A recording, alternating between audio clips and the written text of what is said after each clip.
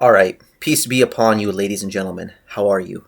Now, in today's video, I just want to speak about something which I've seen so often in my life, a common gaslighting tactic that sinful people will employ against you when you hold them accountable for the way they live their life. And really, I want to assess this and encourage you, brothers and sisters out there, that you are not in the wrong. You are not in the wrong. So, what am I talking about?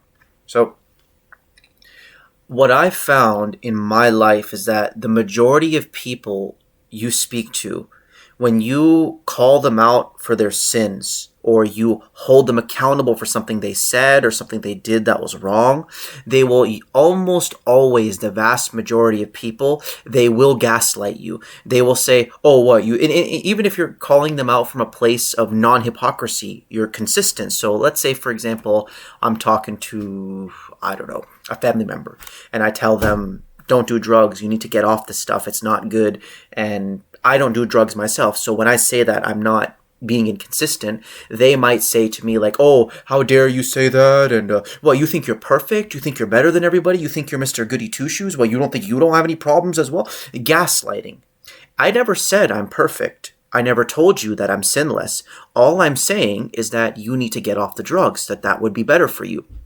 And most people in this world, when you highlight their sins and their shortcomings in a relevant way, I'm not saying bring it up randomly, but if it's truly relevant to the conversation and you bring it up, they will start to employ these tactics against you. And I'm here to remind you that you are not in the wrong. They will always make you seem like you're bad, you're evil, you're at fault. How dare you? Mind your own business. That's a common. Mind your own business. What are you telling me what to do? No. I'm just holding you accountable to your word. And in fact, I'm showing true care for you. That is an expression of true care. When you tell somebody not what they want to hear, but what they need to hear, irrespective of what it does to your relation, if you think to yourself, hey, you know what? If this person is upset with me, if they're angry, I don't care, because I know God wants me to say the truth. I have this quote, I say it often, the truth is the truth is the truth. God wants me to say the truth to this person about what they're doing. That would be better for me. And even if they don't want to talk to me for the next couple days or weeks, or maybe if it ends our relationship altogether, no problem. I'm going to do what is best. That is true care. And most people are unready to receive it, because I found that most people in this world, they have deeply embedded, unresolved psychological and emotional issues, and it's all gaslighting. When they say you think you're perfect, oh, don't judge me, don't, why are you saying that about me? Mind your own business. It's all just to skirt the conversation away from their shortcomings and start putting the pressure back on you. And I want to quickly show you a video which highlights this perfectly. So I don't know if you guys have ever seen this kind of masculinity guru. His name is Jay Waller. I think Justin Waller? Yeah, Justin Waller. And he promotes all the things that I have been critical about for years on my channel, this fake, pseudo, monkey-like masculinity. Oh, look at me and look at all the women I'm with, and I'm going to teach you how to get the girls and this and that. He's another one of these men who is another one of these men out there who is a slave to his own carnal desires and sins. He is not able to control himself and commit to one woman in a godly and righteous manner. He sleeps around, he gallivants, and he's trying to pretend like he's a masculine man. So there's this podcast that Jay Waller had with presumably a Christian woman, Leela Rose, and she calls him out on this. She says, like, listen, you say that it's better to be with one woman. You respect men who are married and faithful to their wife. Why can't you do that yourself? Why are you dealing with women on this loose basis? And you're going to see, because his sin was highlighted, she did no wrong or evil in what she said. It was perfectly valid what she said. And what is he going to start doing? He's going to start gaslighting her. He's going to say, oh, what, you think you're Mrs. Goody Two-Shoes, and oh, it's none of your business. Again, skirting the conversation away from his shortcomings. So this is a classic textbook example of what I've seen in my life over and over. And I'm sure, I guarantee you that all of you have seen this as well. So let's watch this. This is a delectable spectacle. I'm going to ask you one more question. Far away, honey. Okay. If you have only one place in your heart for one woman, or you want to have one woman in your heart, I think you said, why don't you just commit to one? There you go. perfectly valid question. If you see the sanctity, and everybody knows, even the sexually immoral man, the whoremonger, every one of them has respect deep in their heart for the godly man who is dedicated to his wife. Everybody knows that that's better. So why can't you just commit and choose to one woman? Calling out his sin. This woman, Leela Rose, did nothing wrong at all. And what is Jay Waller's reaction going to be? You're going to see all his insecurities come out. He's so tender and fragile. And choose to be faithful to her. I'm just not wired that way. I spent my whole 20s trying to fix myself. Look at the distress right there. Look at the distress as well. Let's zoom in. He got caught. Is he going to admit? Listen, okay, you know what? I'm wrong. I need to change here on. I need to do what's better. Nope. But you're a man of self-control. You work out, you do business, you can possess your own. Yeah, you always talk about putting your emotions aside and working hard and doing what you need to do even if you don't feel like doing it. That's the essence of your message, right? Masculinity. Where's your masculinity here? Why can't you control this aspect of yourself? Your own power and direct it the way you want to direct it. It's just not how I am. It's not how I am. You think I'm weak. I'm a slave to my sin. Let me translate that for you. I'm a slave to my sin. Be a limited mindset? Yeah. You talk about having an unlimited abundance mindset. Do you think you're limiting yourself here? I think it's none of your business, but I don't want you to... the none of your business card. Don't highlight my sins. I think I'm triggered by you. I'm not. Okay. I'm not triggered by you either. Can I ask you one more question? Fire away, honey. Okay. Yeah. He is triggered. So this is, I'll give you a little bit of a psychology lesson here as well. Men, when they're insecure and they've been caught, they'll say, "Don't think I'm triggered by you," but I'm not. They are moved and shook, and you can see it all over their face. They're just trying to show you that they're not, that they're fully secure and consistent and confident in their position. You can see again that this is a very vulnerable man. It's not how I am. You think that might be a limited mindset? I think it's none of your business, but I don't want you to think I'm triggered by you. I'm not. Okay. Yeah, you are. Somebody say that, and I think that's interesting. I think you're annoying, but I'm not triggered. Why is she annoying? What wrong did she do? She called you out for your sin, and it was perfectly relevant to the conversation. You know what I'm saying? No, you are. You're annoying in like this goody two shoes type way, and that's fine. How many times have you heard that in your life? Oh, well, you think you're perfect? You think you don't commit any sins at all? What?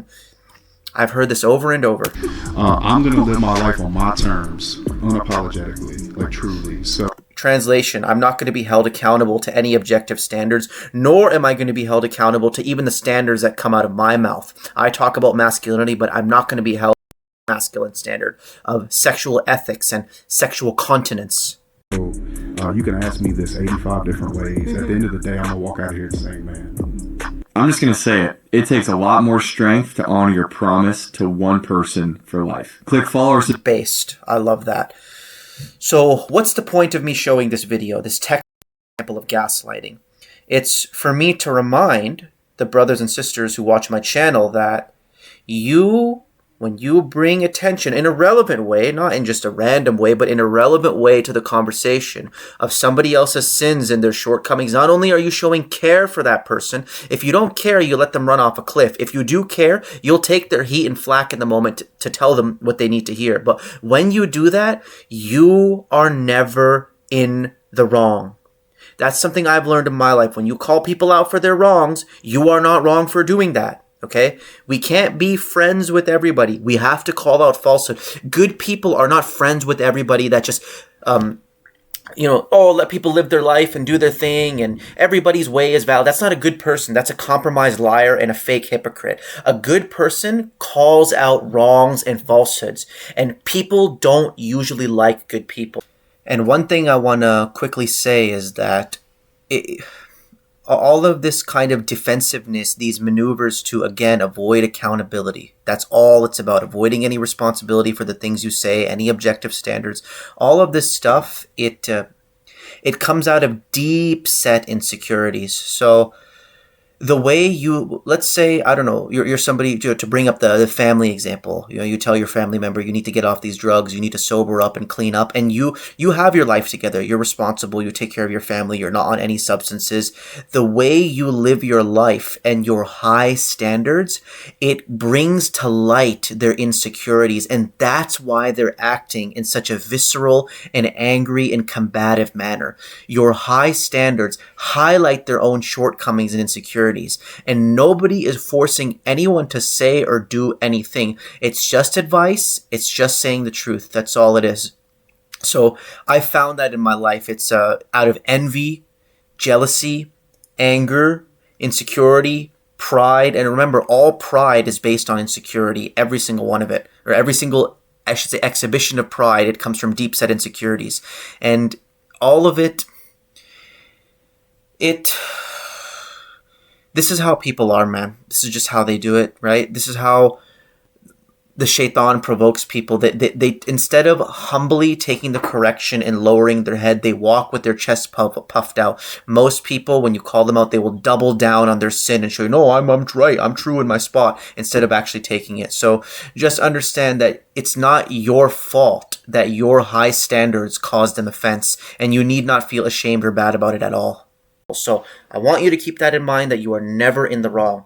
Even I felt this when I debate with Christians. So oftentimes I'll see Jehovah's Witnesses or Mormons, they'll set up their stands and they're handing out Bible tracts, and I'll go and talk to them and I'll remind them Jesus is not the Son of God. How can God have a son if he has no wife, he has no consort? I'm telling them the truth, and usually they'll see they get quite defensive with me, these JWs. A lot of times these Mormons, they'll say that, oh, I'm not here to argue, you have your way and I have my way, don't force your beliefs on me. And I'm saying, listen, I'm not forcing my beliefs on anybody. We can end this conversation at any point. I'm just saying you yourself have set up your stand publicly to profess your beliefs to the world and promote them. So there is no wrong in me coming and holding you accountable for the things that you believe and that you are promoting to the world, and putting your feet to the fire for it in a respectful and gentlemanly way. Obviously, everything I'm saying, I'm talking about speaking in a gentlemanly manner, no insults or anything like that. Like the way this Leela Rose did. She didn't throw any insults. She said it in a cordial and ladylike manner. Provided you do that, you're not doing any wrong. And again, it's all this gaslighting of, you think you're better and you have your way and I have my way. Don't listen to it. Don't let it get to your head. Keep it in your mind. Truth is truth is truth. And those who say the truth are good people. And those who run away and hide from truth, no matter how they try to mask it, how they try to say it's none of your business, this and that, those are bad people. People who promote truth are good, and people who run from truth and hide their sins are bad. So I want you to keep that in mind and never again fall for this tactic.